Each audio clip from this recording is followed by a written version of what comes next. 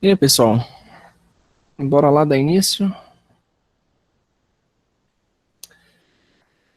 Buenos dias a todos. Bem-vindo a uma classe de fisiopato, mas não, uma parte prática. Antes de iniciar a classe, quero aproveitar que em uns 5 minutos atrás estavam falando do mesmo tema, ¿ya? Pero ya com problemas, não? O grupo anterior.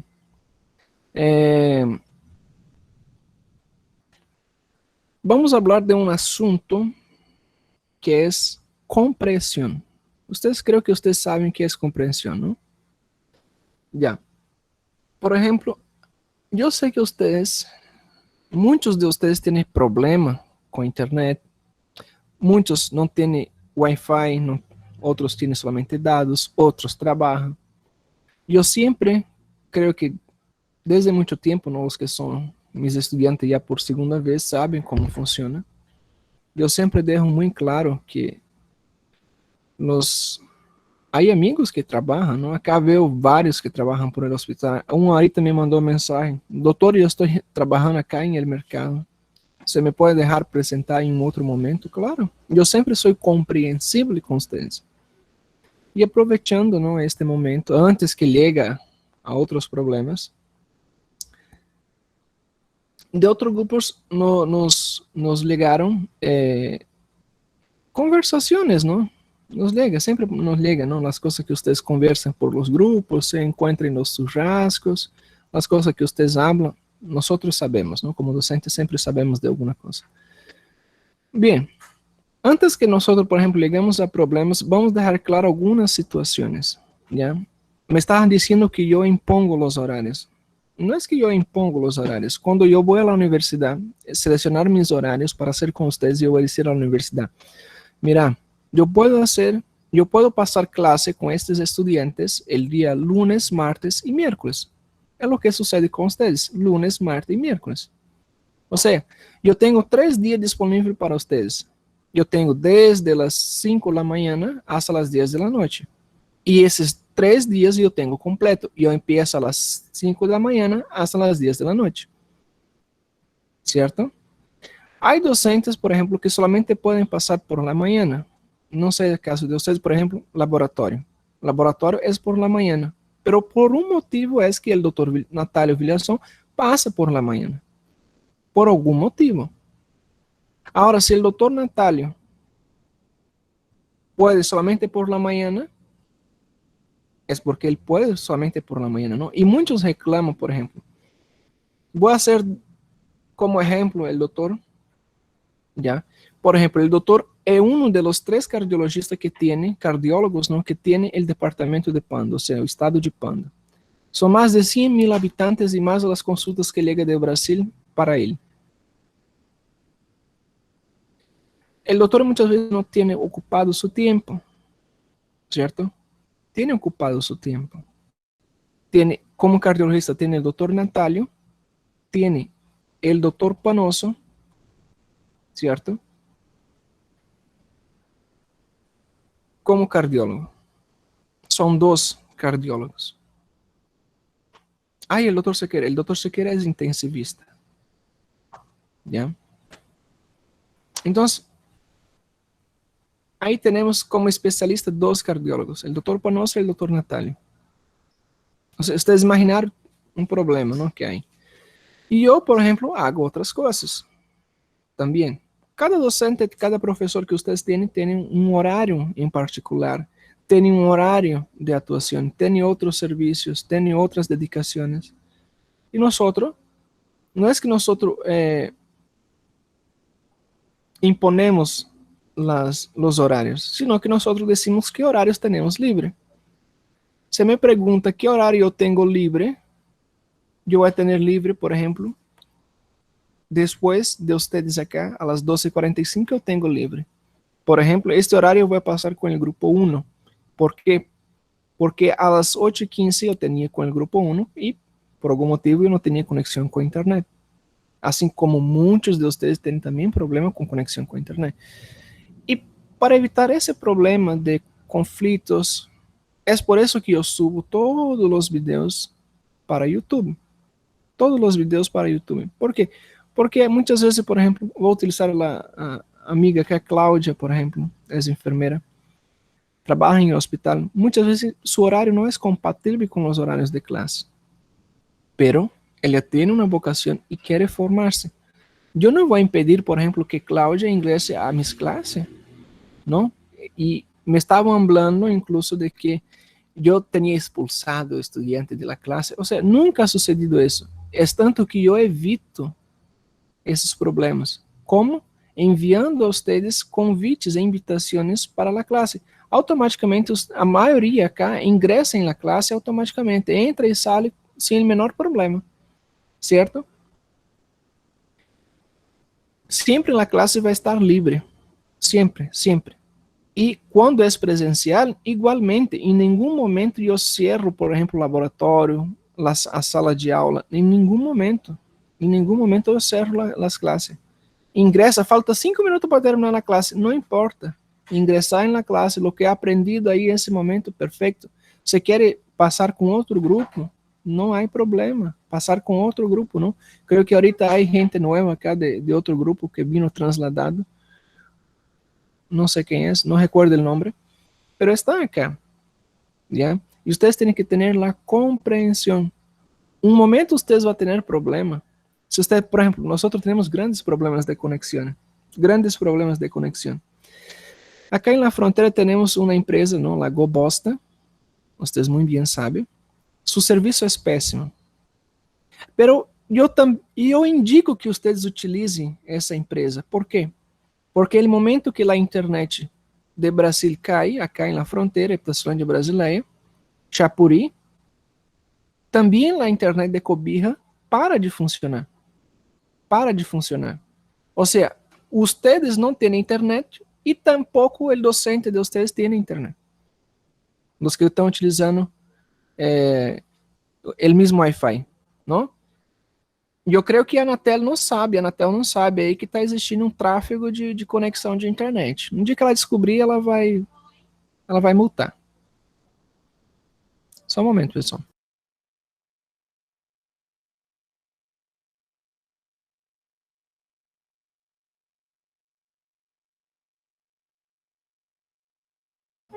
Bem, então, quando chegamos, por exemplo, nós passamos todo o dia, imaginar mais de 1000 estudantes em la Unitep, mais de não sei quantos 1000 estudantes em la UAP, passando classe por el Meet. Há um momento... mãe, tem gente aqui na frente. Há um momento que os servidores, já que são... não têm uma grande potência lá, os servidores da empresa, se saturam. E a empresa começa a bloquear, por exemplo, o acesso de vocês à plataforma. A plataforma não está disponível. Pero vocês têm conexão, por exemplo, se entra por el teléfono, por dados, vocês têm conexão. Pero a plataforma, quando ingressa por Wi-Fi, não tem conexão. ¿Por quê? Porque se satura. Ou seja, e automaticamente a empresa começa a limitar suas coisas. E nós temos que ter liberdade de mirar o que nós queremos. Eu vou compartilhar com vocês. Por exemplo, eu tenho a liberdade que quero fazer. Os que sabem bem, sabem o que significa, por exemplo, Start Store Browser. Sabe o que significa isso? Por exemplo, eu posso abrir acá. Eu vou navegar em lo que eu queira. Em lo que me dê as ganas de navegar, eu vou navegar. Não vai ser uma empresa que me vá a bloquear meus acessos. Entende?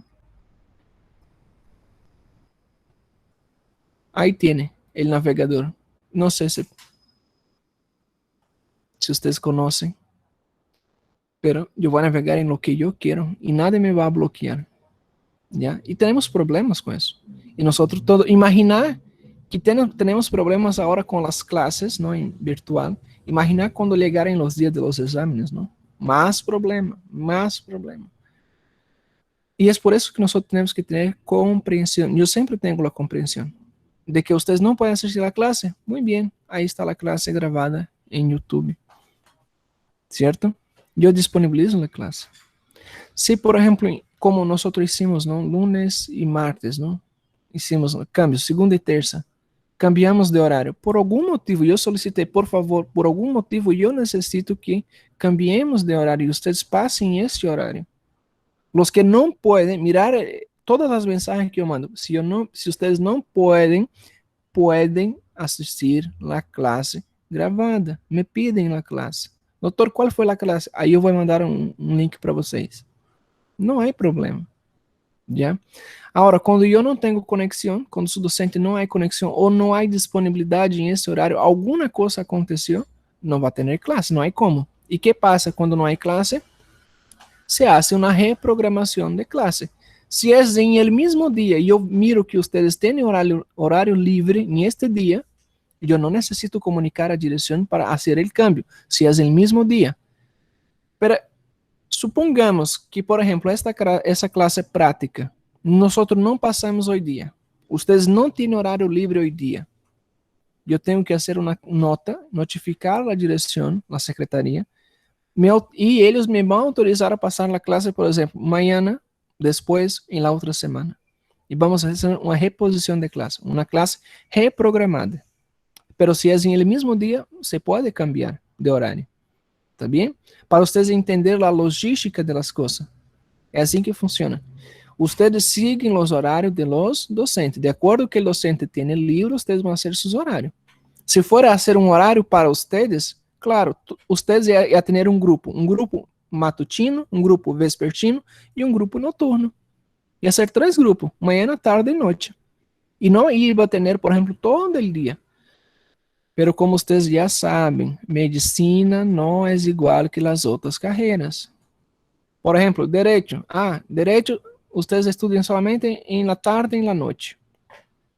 Em medicina é tempo integral. Vocês já sabem disso. Creio que já caíram na realidade, não? Sabem? E quando cambiamos de horário por algum motivo, eu sempre vou pedir sua compreensão. Sempre, sempre, sempre. E não hagam comentários desnecessários. Tá bem? Não hagam comentários desnecessários. Não para minha persona, já, pero para todos. Entre vocês mesmos. Imagina se fora eu hablando essas coisas. Quem entrou atrasado aqui? Eu nem sei quem entrou atrasado aqui. Cadê o Johan? Entrou atrasado aqui, que eu lembro. Eu aceitei ele. De boa. Eu escuto a notificação aqui e vejo que ele quer entrar. Tem docente que nem aceita, vocês sabem. Vocês passaram muito bem lá. Alguns professores aí passou 5 minutos, não aceita mais. Começou a aula, nem olha mais, nem acessa. Não é verdade?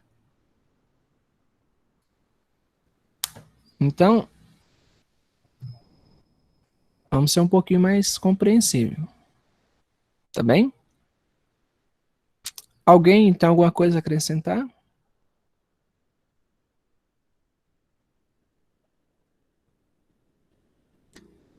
Para finalizar, tem momento que eu fico chateado, assim, com esses comentários. Eu evito até ler, responder, mas é o primeiro caso desse ano. É a primeira e última vez que eu vou comentar. Eu não vou comentar mais casos assim. Cada um já tem, compreensível, né? Eu falei lá, por exemplo, o caso do Dr. Natálio. O Dr. Natálio tem aí mais de 100 mil pessoas para atender. Ele tem que estar à disposição. Ele fica sobre aviso todos os dias da semana. Se ele não pode é por algum motivo. Se eu não posso em um horário é por algum motivo. Se eu não passar aula para vocês é por algum motivo. Eu sempre vou tratar de avisar. Mas quando não for possível, não se preocupa. Tá bom? Não se preocupa. Vocês me esperam no meu horário. Por exemplo, a gente tem 90 minutos de aula, né? A gente vai terminar às... Que hora a gente termina? Às 12h45. Isso. A gente termina às 12h45. Se fosse agora mais ou menos umas... São 11h45 agora. Falta 1 hora para terminar a aula. Já teria passado meia hora. Se eu aparecesse só agora, ia ter aula? Ia, pessoal, ia ter aula. Quem não pudesse passar, não pudesse estar aqui, nenhum problema. Nenhum problema. O que eu não posso é, por exemplo, mudar o horário de vocês e vocês se prejudicarem por causa disso e eu não dar alternativa para vocês. Se eu não der alternativa, eu tô errado. Mas se eu der alternativa, tá tudo certo. Eu dou alternativa. Ah, e se for prova? Eu sempre vou dar alternativa. Doutor, quem vai chegar para mim assim, doutor, não, minha internet não tá legal, não tá funcionando bem. Comigo, você justifica para mim. Tenho certeza que com outros docentes vocês têm que justificar diretamente com a direção. Se a direção autorizar, se eles aceitarem a justificativa de vocês sim ou não, é a direção, não é nem um docente, é a direção. E eu sempre peço, vocês resolvam um problema de vocês comigo. Primeiro comigo, depois lá com a direção. Esquece a direção, resolve comigo aqui. Tá? Tem gente que vai chegar para mim, cadê esqueci até o nome dele, ele não tá aqui. Mas já tivemos casos assim, doutor, a internet não funcionou, não tá funcionando. O que eu faço? Falei, aguarda, tem mais gente que não fez a prova também. Aguarda. 2 dias depois, refizeram a prova.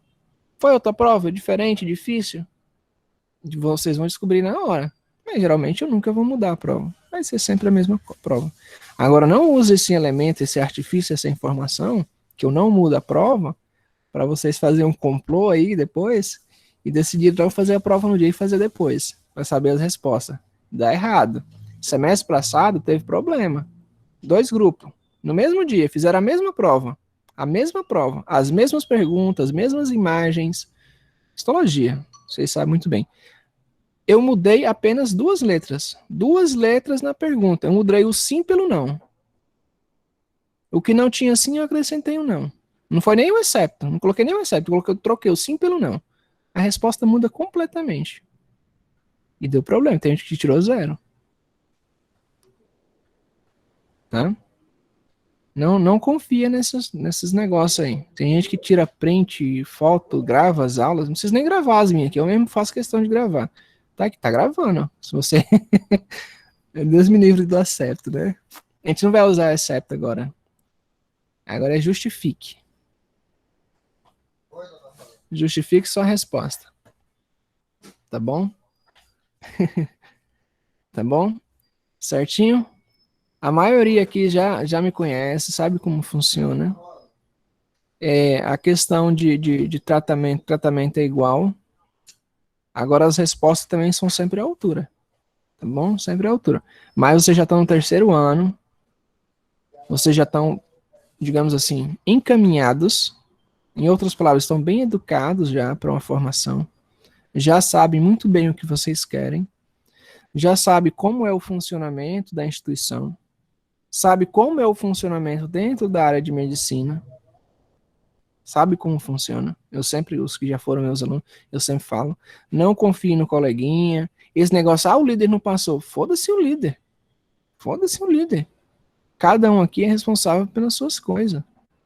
Mas ele não avisou que ia ter aula. Não. Cada um tem que procurar saber.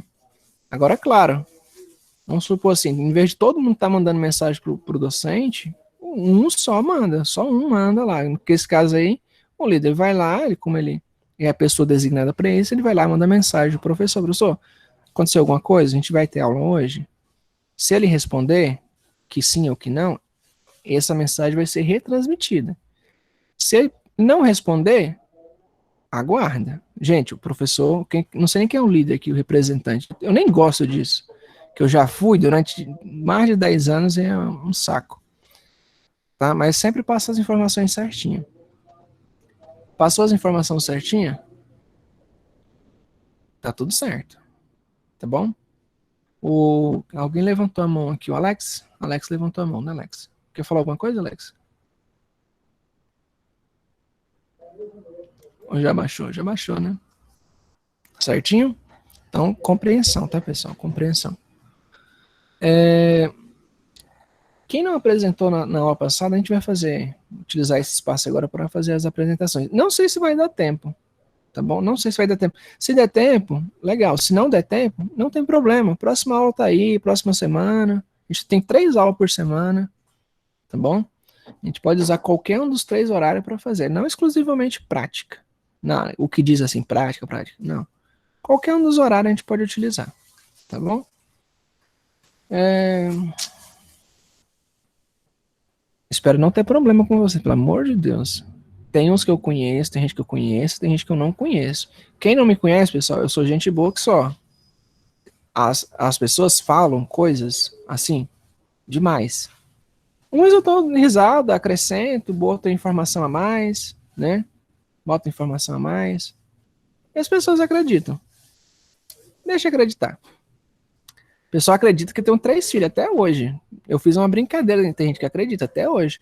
Que a minha ex-namorada era a doutora Andressa. Acredita, né? Acredita. Mas eu sou bonzinho, vocês sabem muito bem que eu sou bonzinho. Muitos já fizeram prova de anatomia comigo aqui, né? Sabe também do que eu salvei vocês. Vocês sabem muito bem, vocês conversam entre si, vocês sabem o que aconteceu. Eu salvei vocês, né? De anatomia. Eu nem conheço, não conheço. Ah, eu vi que a situação de vocês não tava legal, tava feia. A gente vai lá e salva. Se é pra enterrar, a gente enterra também. Não, brincadeira, não enterra não. Tá bom? A gente tá aqui pra ajudar. Tá bom? Certinho? É claro, eu vou ficar no pé de vocês. Eu gosto de pegar no pé. Tá? Mas agora nem tanto. Vocês já sabem o que tem que fazer, como é que tem que fazer. Não tem erro. Igual os trabalhos de vocês, né? Os trabalhos. Tem trabalho que tá. Vocês o quê? Grupo 2, né? Eu não vi ainda. Mas, tipo, de outros grupos eu vi. O trabalho tá bem feito, tá bem estruturado. O coleguinha corrigiu, fez a correção legal. Mas tem uns que estão meio perdidos. Eu vou lá e falei, ei, ô, acorda aí pra vida, meu filho. É assim, é que faz a correção do trabalho. Precisa disso, disso e disso. Não tem como tu fazer uma correção do trabalho se tu não sabe fazer o teu. Vem cá, faz de novo. Eu vou lá, excluí o trabalho do Benedito lá, excluí o trabalho dele e falei, ó, faz de novo. Tá legal não, isso aí. Tá? Igual prova, pessoal. Não tá aqui mais, mas caso verídico. Eu rasgar a prova do aluno e mandar fazer outra prova. Vocês não sabem disso, mas eu faço isso, tá? A pessoa passou o dia, a madrugada todinha, 2, 3 dias no plantão no hospital, chega para mim numa segunda-feira de manhã, vai fazer prova e me tira 2 pontos, 3 pontos na prova. Eu falei, opa, pera, tá errado. Acho que a Cláudia sabe dos assuntos aí que eu tô falando. Tá errado, meu camarada, vem cá. Foi umas 7 pessoas mais ou menos, tava todo mundo de plantão morto. Tá errado. Não gostei dessa nota, não. Rasguei a prova, vai fazer de novo. Faz de novo a prova, a mesma prova. Faz de novo. Estudaram, descansaram, vai para casa dormir, descansou? Faz de novo a prova. Vai lá e tira uns pontinhos a Sei mais. mesmo, doutor, sei mesmo. Pois é, a Cláudia sabe. Trabalha lá com a Cláudia, né? Pois é. Eu sou assim, pessoal. Façam por merecer que eu faço valer a pena. Tá bom? Agora, não tem uma visão equivocada, tá? Não vão ter uma visão equivocada, não vão tirar conclusões se vocês não conhecem. De ninguém, né? Não só de mim, de ninguém, tá? Mas se quiser acreditar que eu tenho 3 filhos, minha mãe até fica feliz, que eu não tenho nenhum neto, tá? Chama ela de vovó sem neto. Entendeu? Tá bom? Ela tá aqui do meu lado, escutando, escuta tudo que eu falo. Muito bem. Tem algumas mensagens aí, né? Bora lá. Vamos ver quais são os temas aqui. Raciocínio, temos adesão, exame clínico. Vamos começar por exame clínico. Tá bom? Temos a Daniele, não sei quem mais. Daniele, Yasmin, Adgleime, Andressa e Isabelle. Tá? Podem começar. 5 minutinhos aí, dividem um tempo, 1 minutinho para cada um. Podem começar. Pode começar, doutor? Pode começar. Bem, o exame... No finalzinho eu faço uma perguntinha, tá bom? Tá. Bem, o exame clínico é um conjunto de manobras importantes que os médicos ou os enfermeiros vão utilizar para fazer o complemento na hora de realizar a anamnese. E o exame vai se realizar imediatamente depois de obter os dados da anamnese. Ele é muito importante na consulta médica porque vai proporcionar uma grande quantidade dos dados para o diagnóstico e vai estreitar a relação do médico e do paciente. Vou deixar meus colegas complementarem. Doutor, vale lembrar também que o exame clínico ele começa a partir do que o paciente chega, entra pela porta, você já começa a observar ali a situação, como que ele chega, sua feição, se ele manca de uma perna, se ele acontece alguma coisa assim. É importante lembrar também que o exame clínico é a parte mais importante, assim, do complemento da anamnese. E ele alguns diagnósticos também, ele pode ser o mais importante em alguns casos, né? Ele pode ser o diagnóstico mais importante. E outra, doutor, também é o exame clínico, é onde vai se determinar o vínculo do médico com o paciente, e porque assim, vai ser o primeiro contato com o paciente, vai recuperar lá as consultas anteriores, também tendo a questão de que o paciente, por existir o exame físico que está dentro do exame clínico, o paciente tem que quitar-se totalmente da roupa, totalmente ou parcialmente da roupa, frente a uma pessoa que muitas vezes ele não conosco. É importante lembrar também que o ambiente tem que ser o mais cômodo possível, tendo uma boa iluminação, comodidade tanto para o examinador quanto o paciente, ter uma temperatura controlada, ser silencioso, e aqui grande parte dos dados dos exames, eles se obtêm com a auscultação. A cama do hospital tem que ser sempre com sabanas limpas ou com sabanas de papel desejáveis. E também tem que ter espaço para o examinador fazer os exames. E sempre que o examinador o médico for fazer alguma coisa, ele tem que dizer ao paciente, tem que ser de forma clara e completa. É interessante falar sobre o exame clínico. Este nome, muitos de nós ouvimos falar de exame físico, pero este termo é o mesmo, só que para não dar esta conotação de que se examina só as partes físicas, né? Pero também, em este momento, o médico, o profissional, ele vai observar as atitudes, vai observar o nível de consciência do paciente, então, não somente físico, mas também ele vai estar observando questões neurológicas e mesmo que não são tão físicas, mas se habla qual é o exame clínico mínimo que se deve fazer em el paciente. Muitos de nós outros já fomos a uma consulta onde o médico tampouco mirou em nossa face, né? Então, qual seria o exame mínimo que o médico deve fazer em seu paciente? Então, o artigo, ele nos disse que, em caso de um paciente assintomático que liga no consultório, ele deve fazer um exame general, né, de uma forma onde ele pode inspecionar tanto as regiões principais, né, o sistema desde a cabeça, coelho, tórax, abdômen, as extremidades, os membros superiores e inferiores, e que ele deve observar o nível de consciência, observar como que está o estado nutricional do paciente, sempre, nunca olvidar de verificar a pressão, porque é um importante fator epidemiológico de impacto na saúde pública. Então, também verificar alguns índices, né, antropométricos importantes, como o IMC, e fazer toda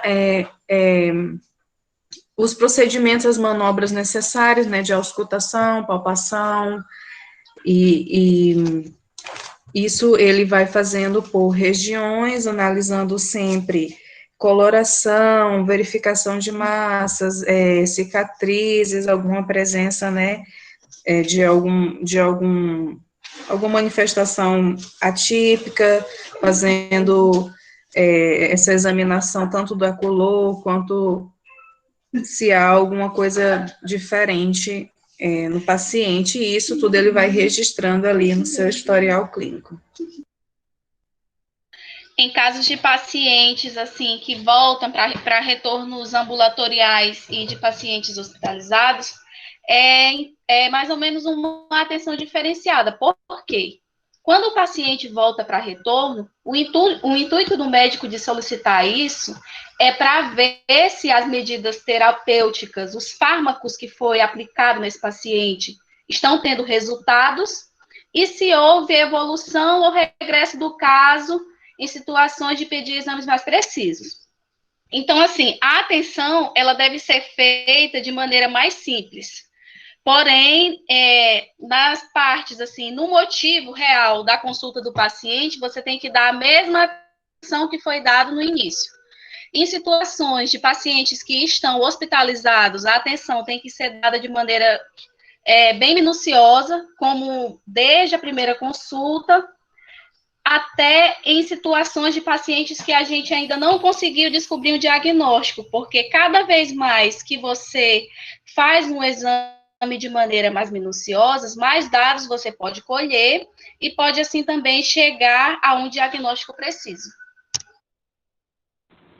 Então, concluindo o que eles falaram, o exame clínico ele é fundamental para fortalecer a relação entre médico e paciente, né, como já falaram, e por isso deve ser realizado com muita cautela, tendo em visto os sinais do paciente para não haver nenhum equívoco ou erro pela parte do examinador. O exame clínico ele deve ser realizado em todos os pacientes, tanto nos que vão em uma primeira consulta, quanto nos que vão a consultas posteriores, seja retornos, rotinas ou até mesmo hospitalização. Todo paciente deve submeter-se a um exame clínico seguro e privado e atento como forma fundamental de formular uma hipótese diagnóstica. Outra coisa importante é manter o paciente calmo, bem de boa, passando sempre segurança e explicando cada passo que vai ser realizado durante a exploração clínica. É isso.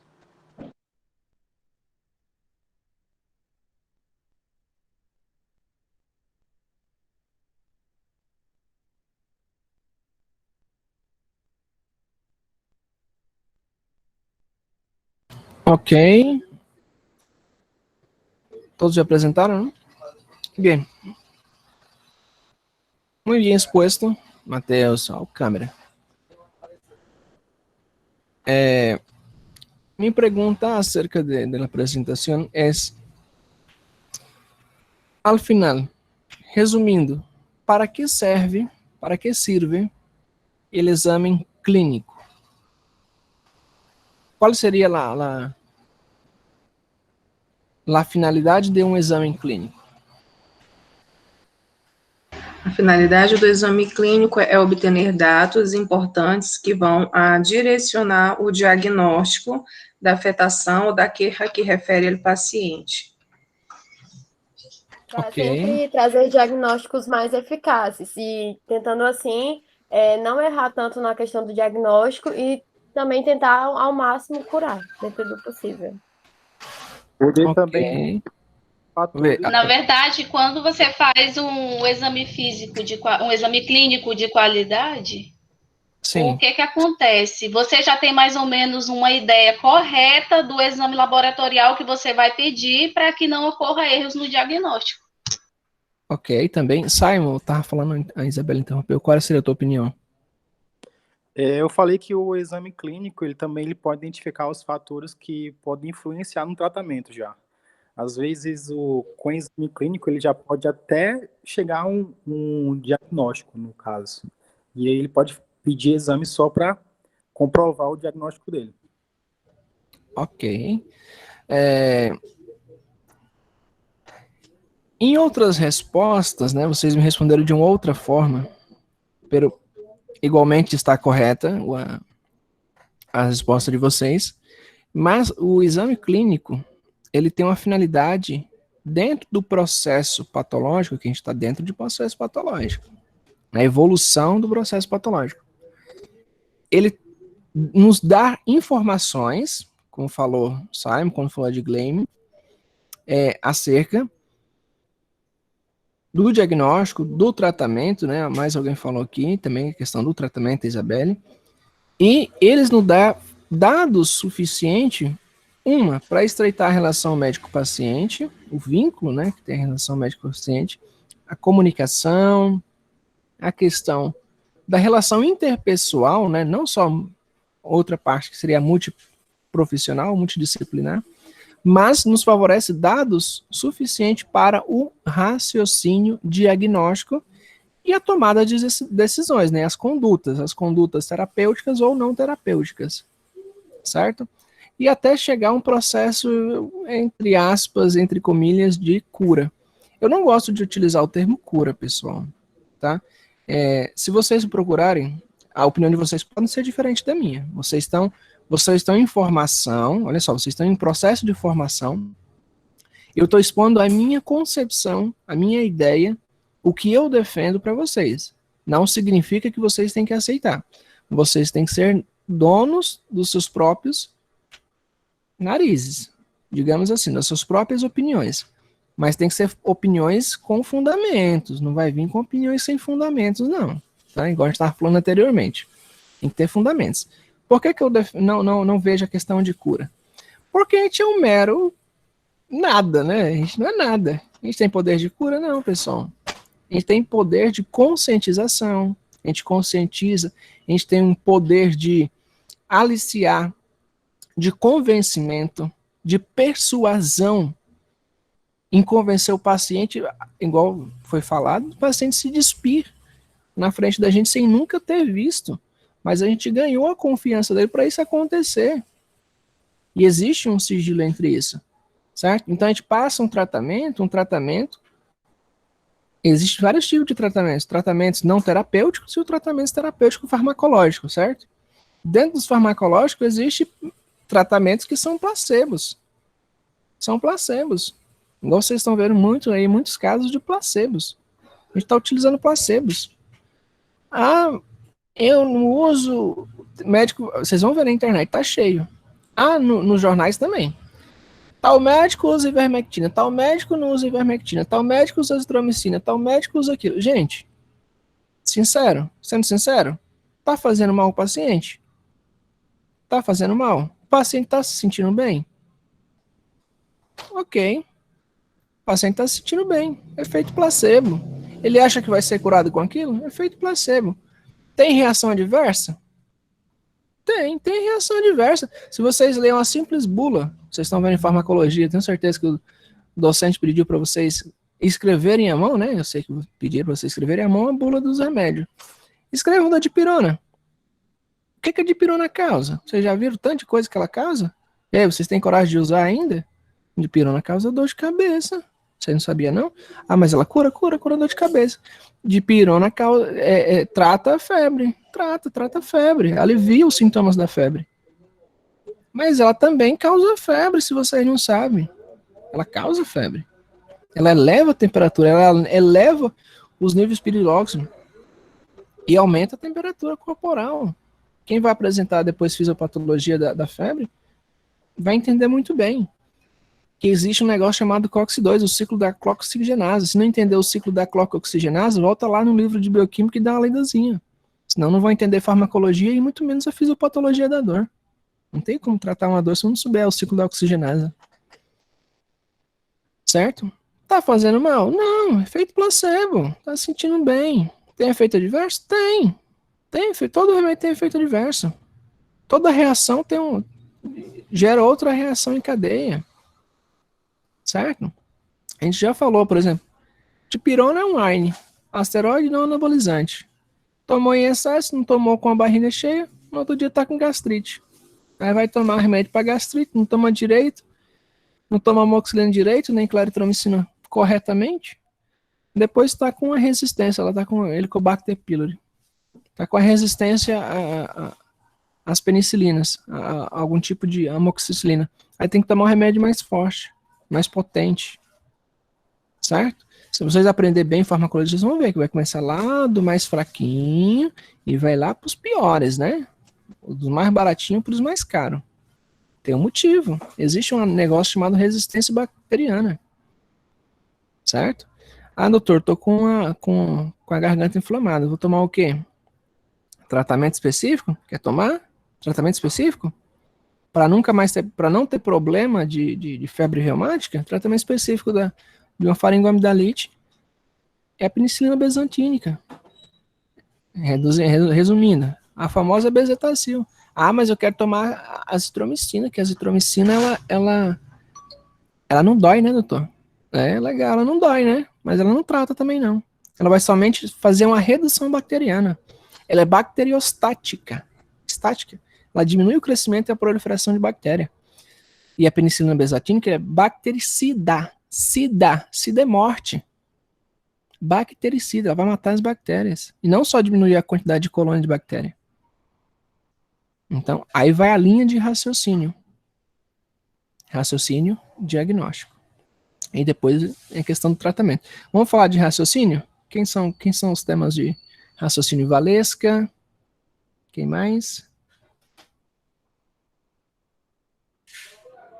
Oi, doutor. Aqui, doutor.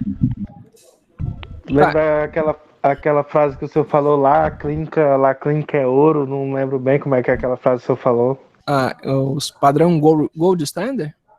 Padrão ouro? Acho que no primeiro dia de aula, o senhor falando Ah, o tá, senhor falou lembrei. uma frase. A clínica é soberana? Ah, sim, é isso. É, a clínica é soberana. A clínica é soberana, mas pra gente chegar nessa parte aí, não é fácil, não. É difícil, gente. É difícil. Ó, tem um cara que eu tiro o chapéu pra ele. Não tem nem graça de brincar com ele de responder pergunta de prova, que é o doutor Natálio. A gente ficava, quando a gente estudava, o nosso professor, ele ficava enchendo o saco pra gente responder as perguntas de cardiologia, e ele tava acostumado a dar aula pra subespecialista, que ele é sub, né? Aí ele botava no nosso orifício, você já sabe qual, botava com gosto de gás. E pra pergunta de especialista. Tive vira no elétrico, meu irmão, dá tratamento, dá tudo. Falei, doutor, calma aí, relaxa só um pouquinho, você tá nervoso. Vamos aqui pra parte clínica. A gente brincava com ele, de perguntas e respostas, não tem graça brincar com ele, porque ele zera o aplicativo todinho, zera a prova todinho, não tem graça de brincar. Não erra nenhum. A gente ficava, eu e o doutor Otis, falei, bicho, o que a gente vai fazer, pô? Fé, o negócio é chegar no nível dele, né, filho? A gente tá tentando, tá na luta. Um dia nós chega lá. Tá bom? Mas assim, a clínica é soberana. Mas existem ressalvas, tá? Por exemplo, nós temos um diagnóstico clínico. A maioria das vezes, nós solicitamos um monte de laboratório, um montão de laboratórios, um montão de coisas. Isso é somente por precaução. Precaução. Creio que a maioria, há uns que são enfermeiros, não, Cláudia igual, usa a Cláudia como exemplo toda hora aqui. Por exemplo, há paciente que liga e há que mandar um laboratório para ele, encher, faz uma lista, llena de laboratório, põe uns 10 laboratórios aí solicitando ele paciente, que haga tomografia, haga ressonância, haga todo. Hasta ressonância nuclear, pode fazer. Porque tem paciente que é chato, ele vai te trazer problema. São pacientes problemáticos. Da mesma forma que eu tenho problemas aqui, problemas entre aspas, né? Faz um X-tudo, aqui, ó, faz um X-tudo, faz um sanduíche, né? Um X-tudo. O que seria isso? Mete laboratório nele, se ele vai fazer ou não, problema dele. Problema dele. Problema do Estado, não é meu. Agora, o que não pode acontecer é o paciente liga para a consulta e ele insiste, doutor, pero não vai passar um raio-x. Aí a mãe, não, a madre leva seu filho olhar, 5 anos de idade, tem uma pneumonia, diagnóstico de pneumonia é fácil, IRA. Por aqui, IRA OMS, é o que a gente usa, IRA OMS. Respiração superior, não quero nem ver esse cara. IRA. Classificação de IRA. Cadê? Pero IRA é infecção respiratória aguda. Aqui não vai aparecer. Pero se um ninho tem mais que do que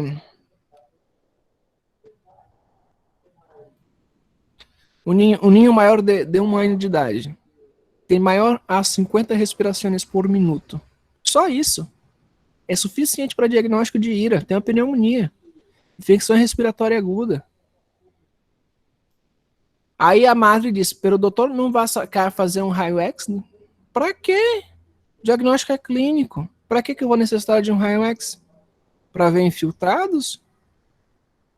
Eu já sei que tem infiltrados. Doutor, O exame clínico já tem. Oi. nesse momento, eu acho importante também o médico saber dialogar com a mãe, porque ela está aflita, né? Essa questão de estreitar a relação médico-paciente, de explicar, ó, não é necessário, porque isso aqui já é suficiente. O que passa é que muitas vezes a gente sai sem resposta. Eu estou falando agora como mãe, que às Sim. vezes leva o meu filho e, não, ele tem pneumonia, eu, sim, mas só olhando para ele, hoje eu tenho outra visão, é claro, mas uma mãe que não conhece, ela chega lá, só olhar para a cara do meu filho, ao escutar, ou ver a temperatura, verificar, já dá de saber que ele tem pneumonia. Então, eu acho que nesse momento, a conversa, o diálogo de explicar, ele vale muito, né? Exatamente, Edgley. Exato. Tiene que ter uma conversa com o paciente. Pero muitas vezes, creio que a maioria das vezes, não há um consenso, não há consenso. ¿Por quê? Porque as pessoas são céticas, a pessoa muitas vezes não tem uma cultura de conhecimento adequada ao mesmo nível que o médico. Nunca vai ter o mesmo nível. Sempre, por exemplo, nós vamos estar um pouquinho mais allá de conhecimento. Não somos soberanos em el conhecimento, pero vamos ter um pouquinho mais de conhecimento, certo? Um pouquinho mais de conhecimento.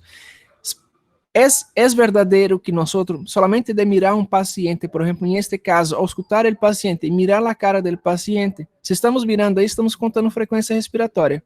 Superior a 50, listo, diagnóstico de ira. Aí tem alguns casos, alguns sintomas, mas se há a presença de alguns sintomas associados, como sonolência, aleteo nasal, tiragem subcostal, já nos disse que é uma ira grave. O tratamento é praticamente o mesmo. Orientação à madre. Vocês vão ver que orientação, nesse momento, qual é o tratamento primordial? Aleitamento materno. Tem menos de 2 anos, está em um aleitamento materno ainda. Dá peito pro menino. Não vai deixar o menino parar de mamar. Dá peito, depois medicamento. Tá com febre? Vamos dar um remedinho para febre aqui. Aí tem que ver qual é que vai dar, né? Até que idade começa, eu posso dar paracetamol, qual a idade que eu vou dar de pirona, por aí vai. Mas quando nós não ligamos a esse consenso, o paciente não é compreensível, ou nós miramos que o paciente pode futuramente nos trazer problemas, que hacemos raio-x. Pero antes indicamos, ora, mira, não há necessidade, vai ser uma exposição de raio-x, isso pode causar problemas, é melhor o tratamento não adequado que uma exposição a raio-x, porque os niños não vão ter uma só infecção respiratória por ano. Ele vai ter várias infecções respiratórias durante o ano. Infecções respiratórias que muitas vezes não simplesmente vai ligar como um problema respiratório, vai ligar como uma otites, por exemplo, um dolor de ouvido, um dolor em el oído. E o niño llora, e ele se põe a mão em las orejas. Esse é o único dado clínico que temos. Se põe a mão em las orejas. Ou seja, e está llorando, inquieto, e tem uma otites. E otites é ira, infecção respiratória superior. Existe baixas e existe altas. Tá bem? Aí tem um comentário do Kelvis, da Cláudia e outra vez do Cleus, né? Isso é uma circunstância. Agora é melhor pecar por excesso. Peca por excesso. Explica para a mãe. Madre, mira, não é necessário. Pero, se você crê que é necessário, e você, incluso, crê que é necessário você fazer um consentimento informado, haga um consentimento informado. Explica, relata. Faz um caso clínico, escreve, paciente, ou seja, escreve, por exemplo, madre del niño Juan, tantos anos de idade, que acude a consulta externa, consulta acá em hospital, recebe orientação acerca de los exames laboratoriais, se indica raio-x por solicitação da madre, não é necessário indicação médica, porque se ha hecho um diagnóstico clínico, pero la paciente, la madre del paciente, indica que quer solicitar esses exames. E por esse motivo firma abaixo. É um contrato, é um consentimento informado. Se brinda todas as orientações à madre do paciente acerca de los procedimentos. faz o paciente assinar. Se tem um tutor legal, faz o tutor assinar. Se é maior de idade, a pessoa assina. Se é menor de idade, alguém vai assinar. Firma, tem que firmar. É su respaldo. Aí depois vai venir processo. Não, mira, nenhuma, não é porque me processar. Mira, eu informei a vocês que o problema de los rayos X podia causar câncer.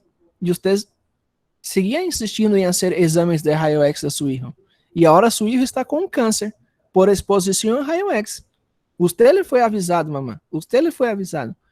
E automaticamente, seguramente, quando chega uma junta médica, a uma revisão médica, não vai passar nada com vocês. Nada. Absolutamente nada. Ok? Entre uma auditoria médica. Yeah? O junta médico ou a auditoria médica. Não vai passar nada com vocês, porque vocês estão se respaldando. Tá bem? Agora há um problema. Estava falando com o grupo anterior, o grupo 3.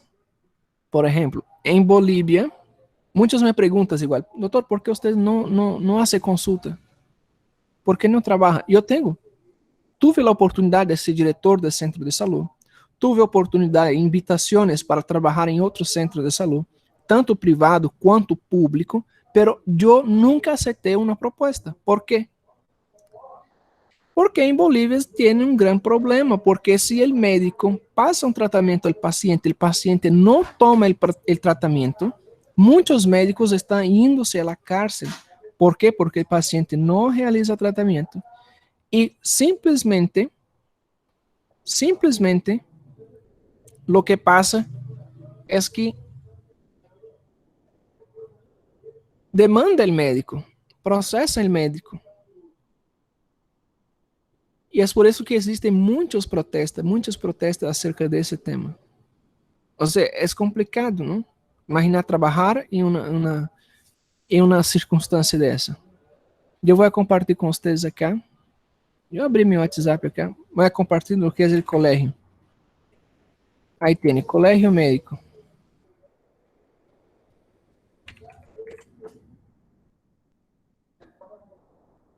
Eu vou mostrar protesto. Eu sou inscrito em um colégio médico. Aí. E eu vou mostrar a vocês algumas imagens de algumas protestas. Acá, por exemplo.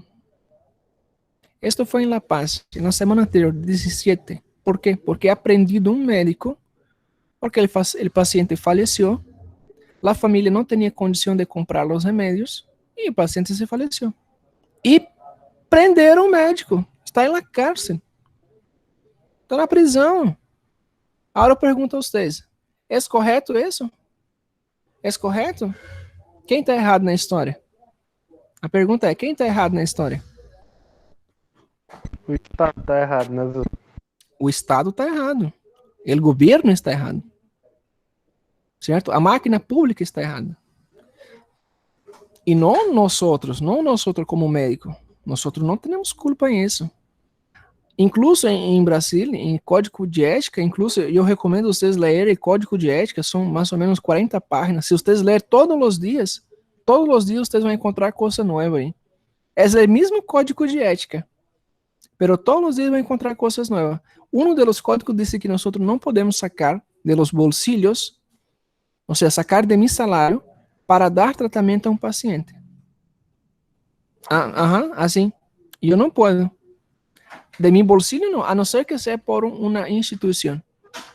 Aí pode ser uma donação, pero não em meu nome. O doutor Prata está fazendo uma donação de essas coisas para o paciente. Não pode fazer propaganda.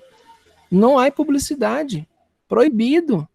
Não posso tampouco publicar meu número de WhatsApp. Não pode. Existe um monte de regra. Não há publicidade. Sabe qual é a publicidade do médico? A única publicidade que podemos fazer? A única? Uma é que estou fazendo com vocês. Vocês vão ser sempre vocês vão ser mis estudiantes. Sempre. Não importa a que nível vocês vão chegar. Vocês sempre vão ter a minha persona como referência. Pero agárrense as referências buenas, não? As referências buenas. A parte buena del docente. Vocês vão ter malas referências também. Pero agarrem as buenas. Haga seus próprios conceitos, agarrem seus próprios conceitos, defenda suas próprias teorias, ¿ya? Sea independiente. Pero em algum momento, qualquer um de vocês, chegar mais adelante, quando você se forma, eu seguramente vou estar terminando minha residência médica, vou estar formado, vou estar fazendo uma subespecialidade. E vocês sempre, com algum motivo, por exemplo, eu vou ser ginecólogo, um exemplo, não é isso que vou ser ginecólogo, por exemplo. E vocês têm alguns pacientes, vocês vão ser clínicos. Para quem vocês vão mandar, por exemplo, uma paciente que está embaraçada? Ah, eu recordo dele, Dr. Prata. Era bueno. Tem uma boa referência, está em el mercado, não está trabalhando em el mercado, tem sua clínica, tem uma boa referência. E vocês vão mandar seus pacientes para mim. Ou seja, vocês são minha publicidade. Eu estou fazendo uma publicidade com vocês. Ou seja, a docência é uma das publicidades. Outras publicidades, fazer um programa de rádio, fazer um simples stories no Instagram. Essa é publicidade. ¿Ya? Vocês estão gerando informações, estão orientando os pacientes, estão promovendo saúde, promovendo educação de saúde. E vocês altamente estão se promovendo, estão fazendo sua publicidade, mas sem estampar, por exemplo, um banner, sem estampar uma propaganda de TV, uma propaganda de rádio. Tá bem? Podem ser um programa, por exemplo, um podcast sobre saúde. Vamos falar de saúde pediátrica, por exemplo. Tá bem? Creio que a maioria que se vocês buscarem em Instagram, por exemplo, o Dr. Hadson, estudamos na mesma universidade, a salida da Unitep. Ele é da primeira turma, eu sou da quinta turma. Ele ha terminado sua residência recente agora. Estrela lá em Rio Branco, né, doutor? Agora ele. Exato, estrela. Por quê? Publicidade. Mas qual a publicidade que ele faz? Vocês já viram? Instagram. Conscientização. Certo? Conscientização. É claro. Quando eu tiver nas mesmas proporções, também vou fazer a mesma coisa. Abre lá o Instagram lá, vamos conversar. É perca de tempo? Não, pessoal, não é perca de tempo. Não é perca de tempo. Tá? Sempre que ele vem por aqui, a gente se reúne, senta, conversa, debate uns temas. Toma umas gelas, né? Certo? É assim que funciona. Então, vai desde lá a relação médico-paciente, não inicia desde lá a relação médico-paciente, hasta chegarmos a um diagnóstico. Hacemos todo um raciocínio. Certo? Vamos falar de raciocínio? Raciocínio? Quem são os que têm tema de raciocínio? Raciocínio diagnóstico. Isso. Alex vai começar. Quem mais tem aí, pessoal?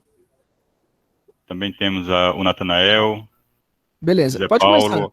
Isso, se organize aí, começa. Então Depois vamos lá. outro. Começando.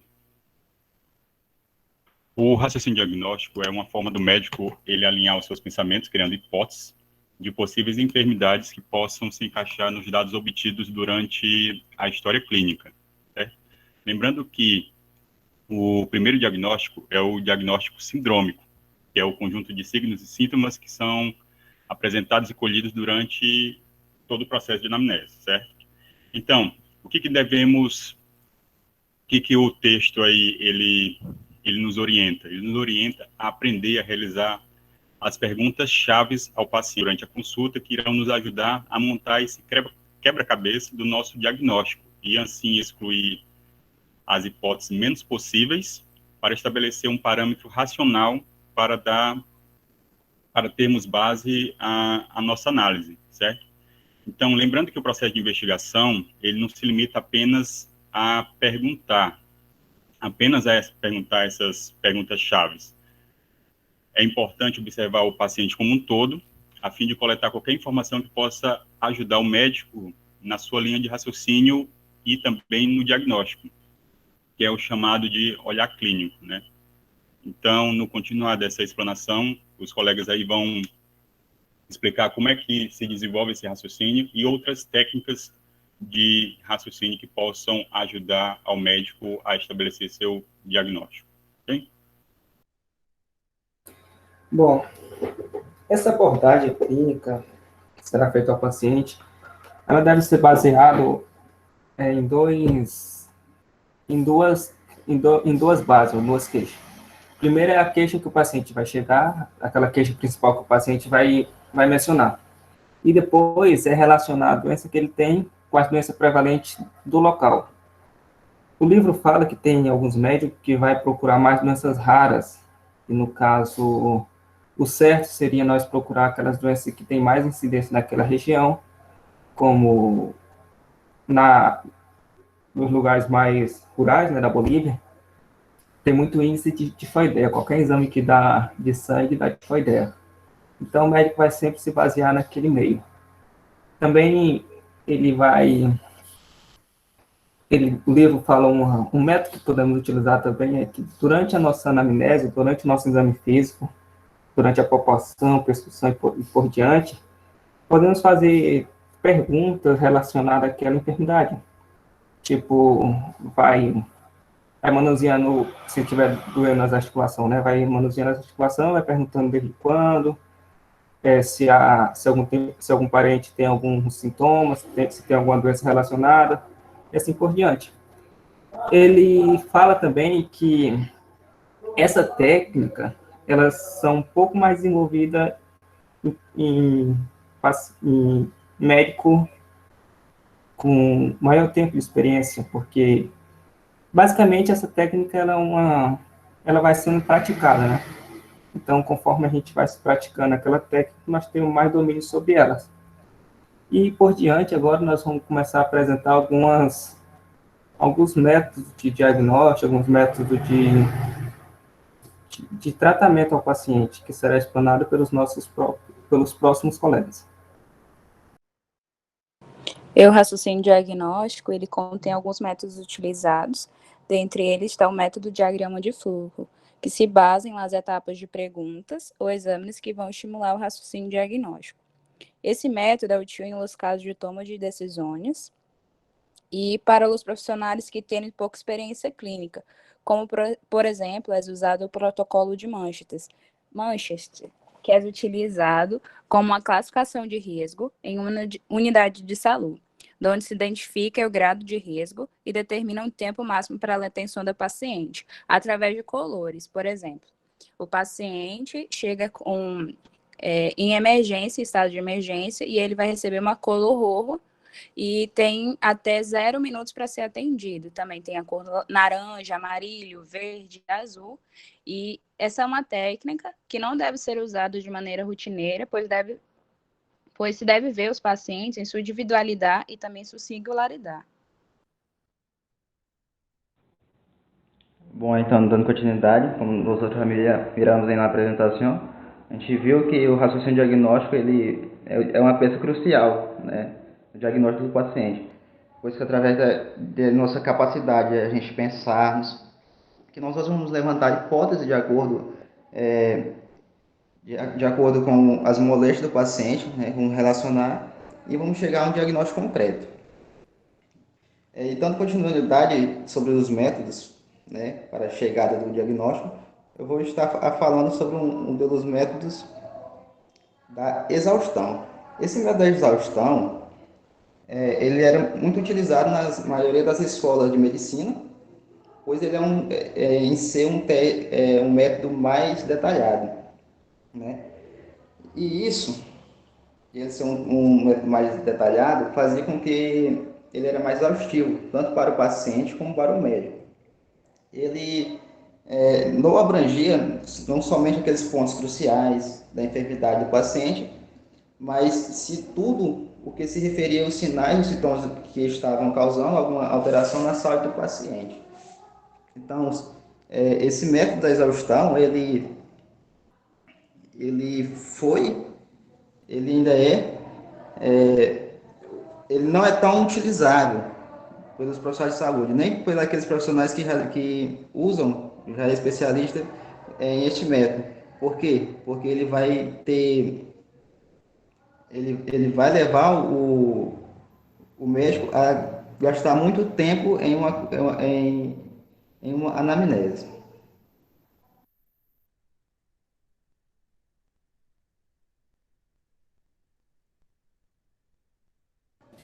Ok, mais alguém? Não, senhor. Não tem, né? Ok, então, a pergunta é acerca do raciocínio diagnóstico.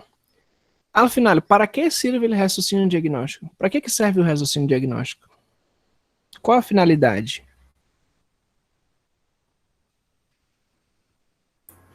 Bom, eu creio que é para definir de forma inteligente, né? E achar de forma mais rápida, alinhando tudo que a gente aprendeu na faculdade, ok? Todos os conhecimentos que a gente obteve didaticamente, e alinhar isso trazendo com a base daquela, coletando as informações que o paciente traz para a gente. Então, se a gente for, porque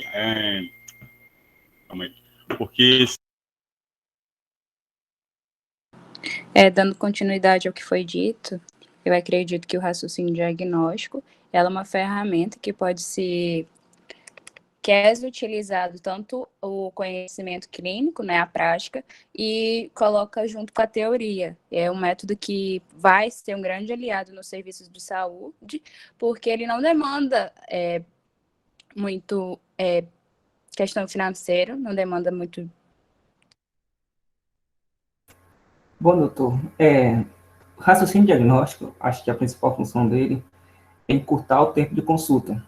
O texto ele vai dando dicas como reconhecer os padrões da doença, ter algumas perguntas já pré-estabelecidas para fazer ao paciente, e ele fala também, no final do raciocínio, fala que nós não podemos demorar, que até um método de exaustão foi retirado da anamnese pelo fato de ser uma consulta demorada e muito detalhada, e não necessitar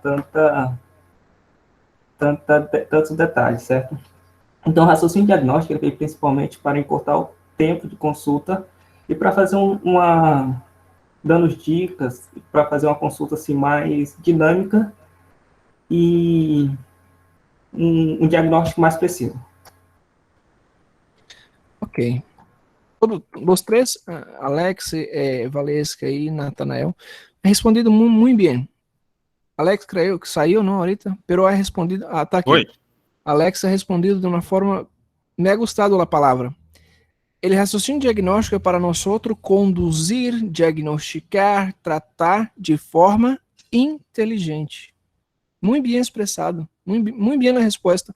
Não sei se está escrito nos livros, com estas palavras, já? Pero essa seria a palavra, de forma inteligente. Utilizar o conhecimento que adquirimos em sala de aula, em las clases, adquirir lo que é associar com a experiência que se va teniendo, porque todo se basa na experiência, e a los livros que estão escritos, los artículos que são escritos, todo se basa em la experiência del médico. E claro, o raciocínio diagnóstico é um termo que utilizamos em la qual nós, como médicos, vamos processar e organizar de forma inteligente todas as informações. Certo? Natanael nos explicava isso ahorita em sua resposta. De forma inteligente, vamos organizar tudo isso. E se temos uma organização, se temos uma conduta a ser, também nós vamos tomar de forma inteligente, certo? Tomamos de forma inteligente. E hacemos isso com vários fatores, conhecendo também as enfermidades, os sintomas, não? Nos explicava Valesca acerca de como se pode conduzir acerca do conhecimento das enfermidades, não? Todo isso nos vai a ser como um guia, já? E eu quero mostrar aqui a vocês, volviendo, muito bem respondido, já, sua resposta. Eu quero solicitar que ponga seus nomes acá, eu não tenho seus nomes, dos que não é sua apresentação hoje dia. Me escreva seu nome completo. Eu estou poniendo acá em uma lista. Já aí está a lista, estou fazendo. Solamente agarrado de Yasmin e os demais que apresentaram na classe anterior. Me escreva seu nome e eu vou poner acá na planilha para sumar seus pontos. Já? Por exemplo, como base guia, como guia, teremos acá uma... Oi. Os que ainda não apresentaram hoje para colocar também ou não? Não, só os que apresentaram. Só os que apresentaram, tá bom? Por ejemplo, acá tenemos un libro que se llama IEP, que es la Atención Integral a Enfermedades Prevalentes de la Infancia. Es un guía, ¿ya? Es un guía. Eso IEP tem em todo lo que é Latinoamérica. Toda Latinoamérica se utiliza IEP. Ustedes vão manejar a IEP sempre. E como eu explicava a vocês, o IEP foi feito em base às experiências, já, junto com a OPA, Organização Pan-Americana de Saúde, e a OMS também, e os ministérios de saúde de cada país, não, de América, e formularam, por exemplo, este guia. Por exemplo, há um guia cá. Se temos um ninho, a primeira coisa que vamos fazer é verificar se há signos de peligro em geral. Se tem uma ninha ou ninho com tosse ou dificuldade respiratória, temos algumas perguntas que vamos fazer. Claro, esse livro está disponível em el consultório. A qualquer momento vocês podem consultar. Mas há coisas que não necessita. Por exemplo, como estava falando para vocês, eu não encontrei na internet, mas está cá o livro, a IEP. Igual está em los livros, se querem ler, por exemplo, Nelson, o Tratado de Nelson. Nelson, por acaso, é uma mulher, tá? É uma mulher, é um livro de pediatria. Idade del niño, de 2 meses a 11 meses. Se tem maior a 50 respirações por minuto na respiração rápida, eu vou fazer uma suspeita. Se tem entre 1 ano de edad hasta 4 anos, se tem maior a 40 respirações. E agora vou classificar. Eu vou utilizar para classificar esse ninho. No momento que eu classifico, eu estou fazendo um raciocínio diagnóstico. Se eu observo, por exemplo, que vou avaliar, se además da tosse ou dificuldade respiratória, tem algum dos seguintes sintomas: saturação de oxígeno menor a 90 e qualquer signo de peligro em geral. Na página 5, volvemos na página 5, quais são os signos de peligro? E vamos ver que existem alguns signos de peligro. ¿Ya?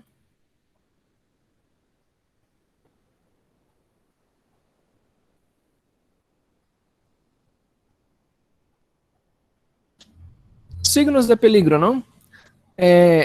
Por exemplo, se há giragem subcostal, se o ninho não quer mamar, se o ninho está llorando, se o ninho está em desidratação, se tem, por exemplo, sinal de bandeira, o cabelo está seco, se há sinal de pliegue, se quando você puxa, jala o abdômen do bebê, a piel tarda a volver a sua normalidade. Todos esses são signos de peligro. Solamente ele ora, não quer comer. Se eu tenho um ninho de 2 anos de idade, por exemplo, tem maior que 40 respirações por minuto, tem alguns signos de peligro, tem febre, não quer comer, está llorando, e automaticamente eu vou classificar como uma enfermidade muito grave ou uma pneumonia grave. Tratamento, conduta, dar a primeira dose de um antibiótico apropriado, página 23. Administrar oxigênio se necessário. Se está menor que 90, administrar oxigênio. E estabilizar de acordo ao segmento. Né? Fazer referência, mandar para uma pediatra. Mas você já deu a primeira dose do antibiótico. Tá bom? Lá ele vai definir se vai dar corticoide, se não vai dar.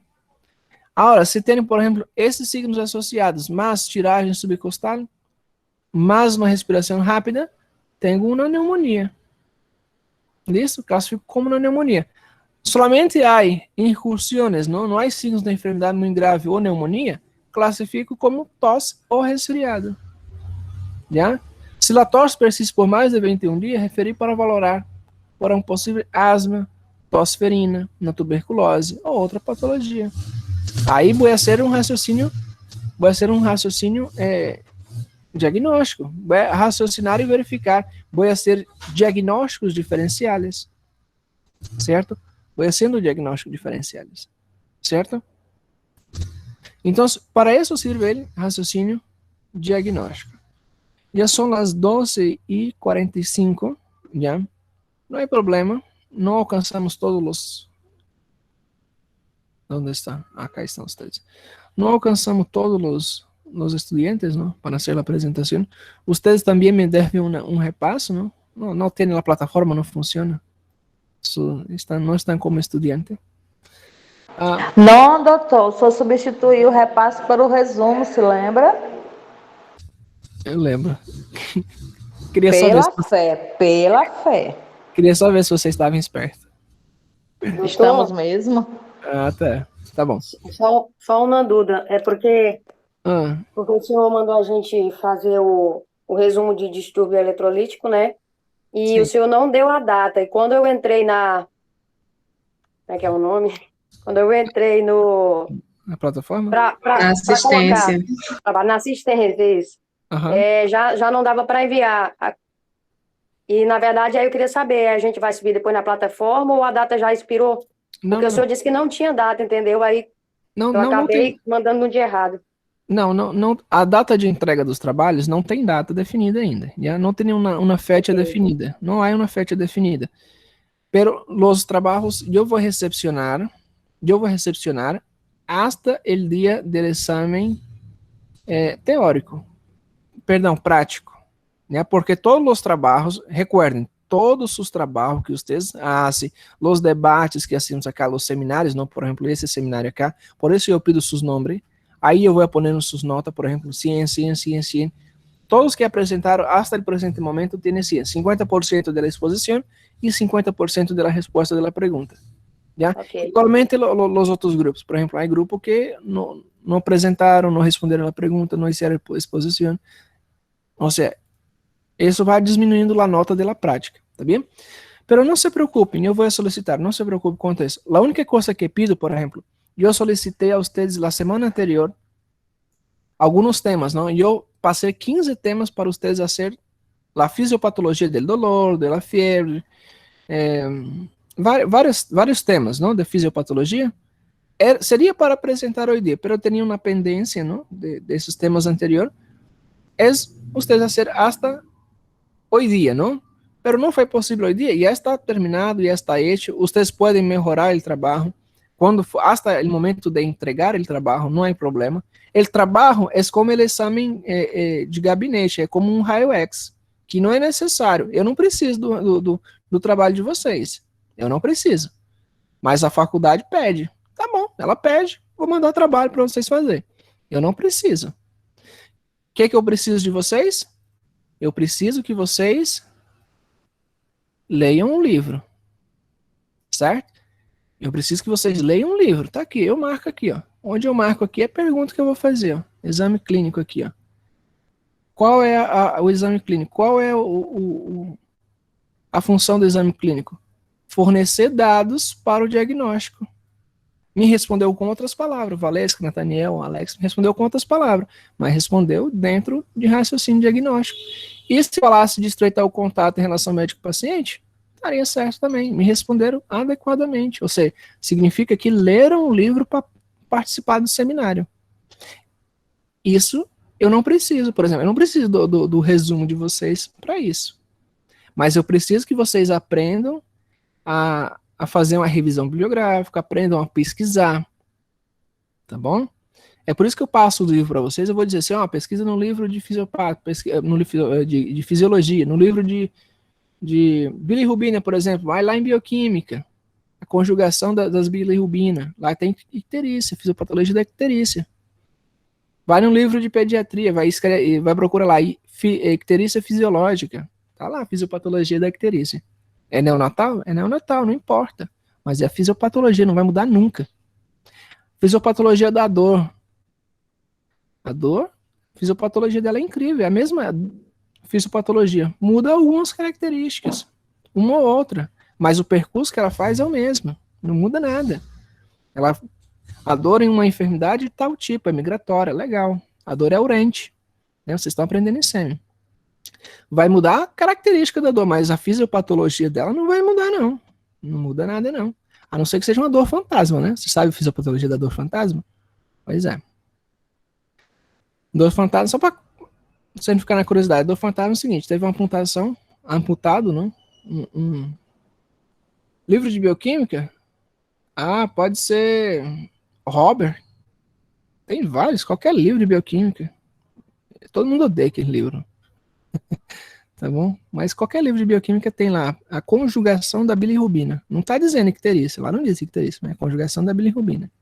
Tá? E vocês vão pesquisar, vão investigar a investigação. Já? Certo? E como explicar para vocês, não? Para não quedar um vazio. Quando vocês, mais adiante, nós vai se encontrar, e eu tô vendo que vocês estão se saindo muito bem aqui comigo. Estão se saindo muito bem comigo. Só nota boa, a exposição tá maravilhosa. Tô vendo que estão fazendo, tem conhecimento, sabe o que estão falando, leram o livro. Isso é legal. Lá na frente, eu vou ser lá, especialista, vocês vão ser clínico ainda. Eu vou estar mandando paciente para vocês também. Não se preocupe, não. Vocês mandam para mim, eu mando para vocês também. Formou especialista lá, estou sempre apoiando. Vamos supor que a Dandara é otorrino. Legal, otorrino. Eu sou lá, tô gineco lá. Otorrino, legal. Manda a paciente lá, grávidazinha, para otorrino, né? O Jackson formou lá em dermatologia. Dermato, legal. Lesões de pele, manda pro Jackson. Paciente queimado, manda pro Jackson. Dermato também, manda pro Jackson. Tuberculose, manda pro Jackson. Mas tuberculose em dermatologia, doutor? Tava achando que era só botox? Né? Não é só botox, não. Tá bom? Aí tratar tuberculose. Tuberculose extrapulmonar causa alguns gânglios, algumas lesões de pele. Tá bom? Quem trata é dermato. Ok? Certinho? Certinho, pessoal. Nos vemos próxima semana. Tudo der certo, mesmo horário, tá?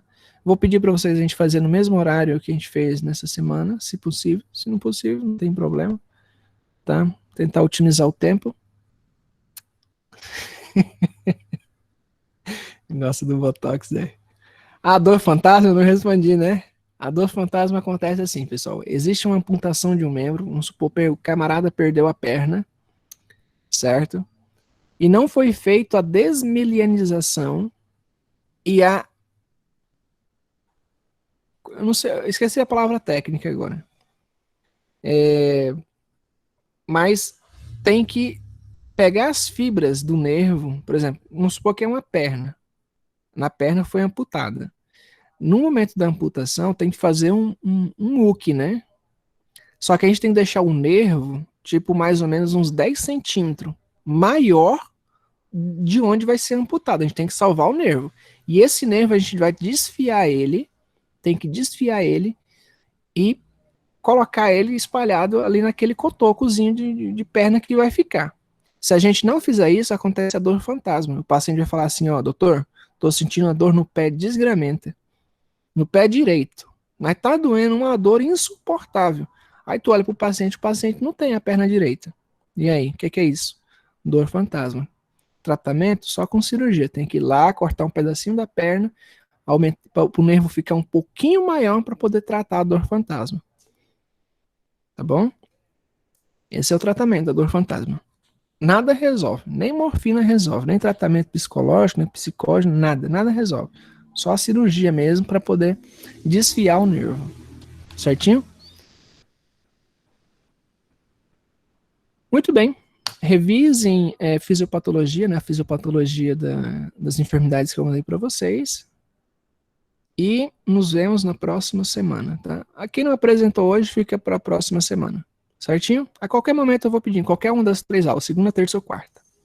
Beleza? Beleza, doutor. Graças. Muito bem, nos vamos. Tchau, tchau. Tchau, tchau. Até segunda. Bom Graças, doutor. Obrigada. Boa sexta-feira. Para mim hoje é sexta. Falou, tchau, tchau. Graças, tchau, doutor. Falou, doutor.